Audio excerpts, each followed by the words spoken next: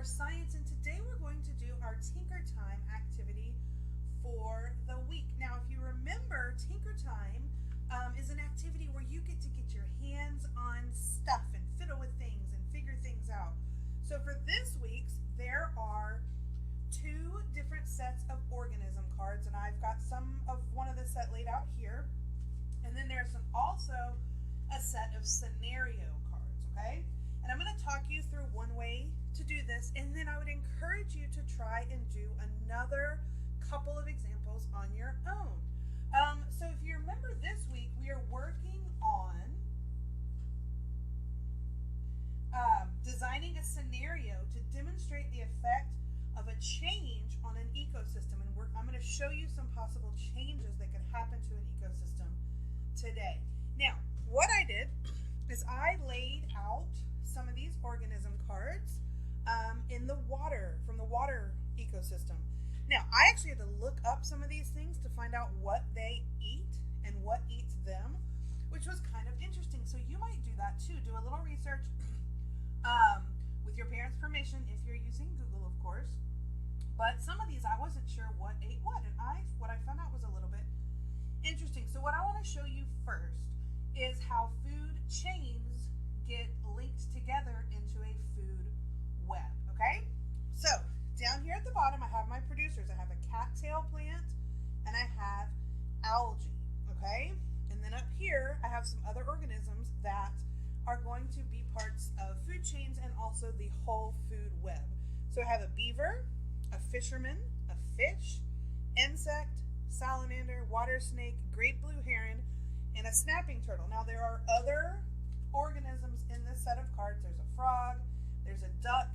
You could add them all, you could add different ones if you choose to do so. But this is just one example that I wanted to show you. Now keep in mind, I'm about to draw the arrows, and keep in mind that the arrows point in the direction that the energy flows. So from producers up through consumers, because even these consumers at the tops of the food chains are getting energy from the producers because it travels through all of the organisms. So I'm going to start over here with cattails. Now, beaver was one thing I looked up because I wasn't really sure what beavers eat, and it turns out they eat barks and grasses and plants. They are herbivores. They eat not other animals, but plants.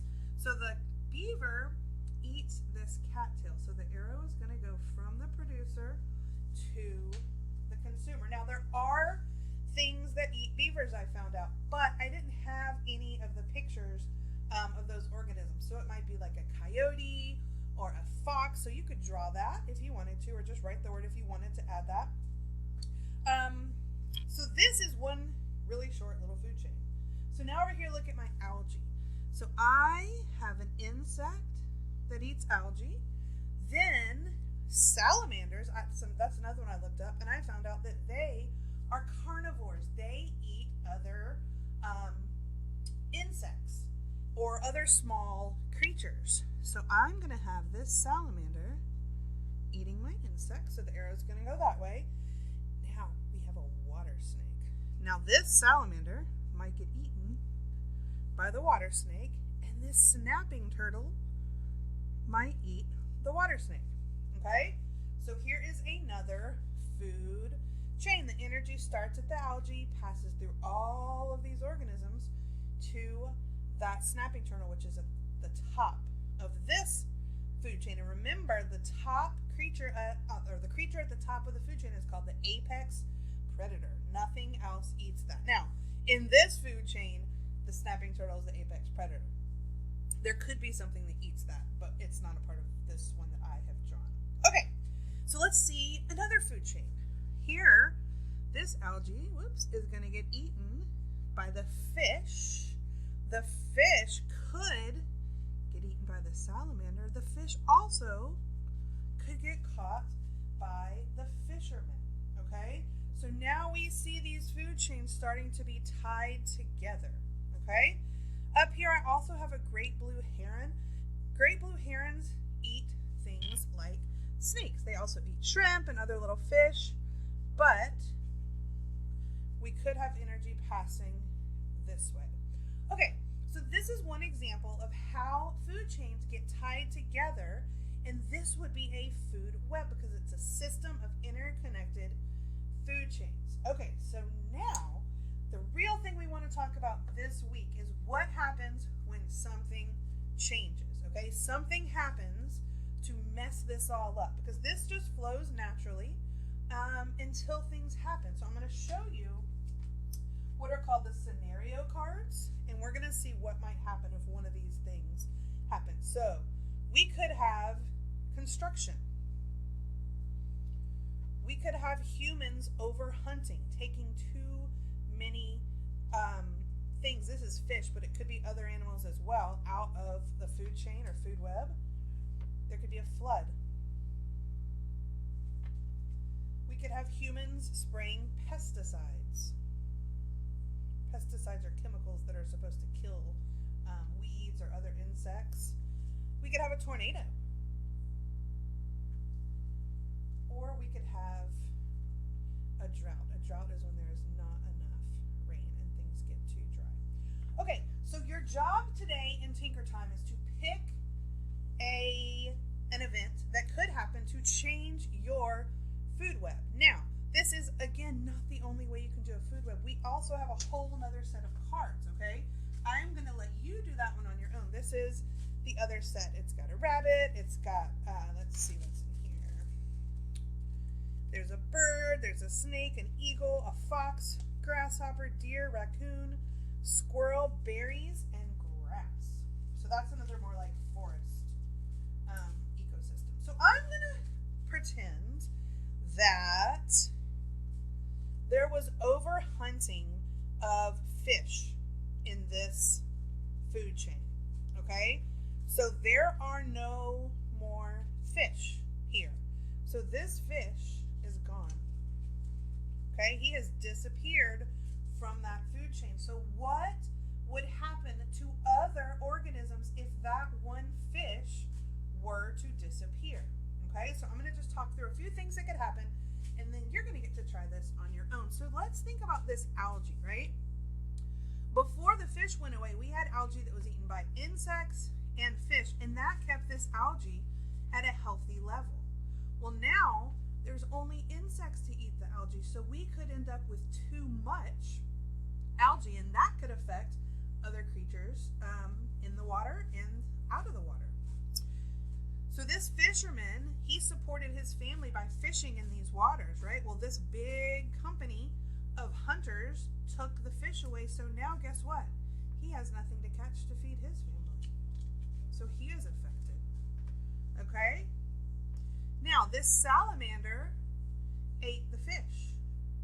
Now there has no more fish to eat. So it could still eat insects, but what if there are not enough insects? It affects this salamander and his ability to get food, okay? So if there end up being less salamanders because there's less food, the snake could have less food. And these up here could have less food. They're all connected, okay? So let's think about another possible thing that could happen. What if there were some farms nearby this water ecosystem, and the farmers there sprayed pesticides? And these pesticides, when it rains, run into the water. So let's think about what could be affected by pesticides, chemicals getting in the water, okay? If it got in the water, what lives in the water here? Cattails, algae, fish, beavers. All of those things live in the water. Look, he's fishing in the water. Well, that water is now damaged. The salamander, he lives by water. The water snake. Look at this, boys and girls. Everything could be affected. Now, the insect, he could fly away somewhere else. But if he ate algae that had been poisoned with chemicals, he would be affected too. And this really could travel all the way up and really have devastating effects on this entire food web. Everything here could be negatively affected by this. Okay? So, remember, you have these other possible scenarios. We have construction, we have a flood, a tornado, and a drought. So today, if you are able to cut these cards out, print them out and cut them out, that would be excellent because because you can make your own food chains, food webs. There are many different possibilities of how you could do that. And also think through different scenarios, especially the ones that I didn't model for you. And you've got to think, how would these affect the plants and the animals? And once one plant or one animal is affected, you've got to think through how that effect would ripple through everything else. Okay, boys and girls, I hope you have a lot of fun with this. If you cannot print these out, you can write or draw the food chains or food webs out on paper. You could put X's through things. You could write about the effects. There's lots of different ways you could adapt this if you can't cut these out. But you will be able to see them on your computer screen. So you can see all the different choices. And then you can write, draw, or print them out to model your own food webs, food chains, and effects of all these different scenarios. Okay, boys and girls, have a great time. Be sure to reach out for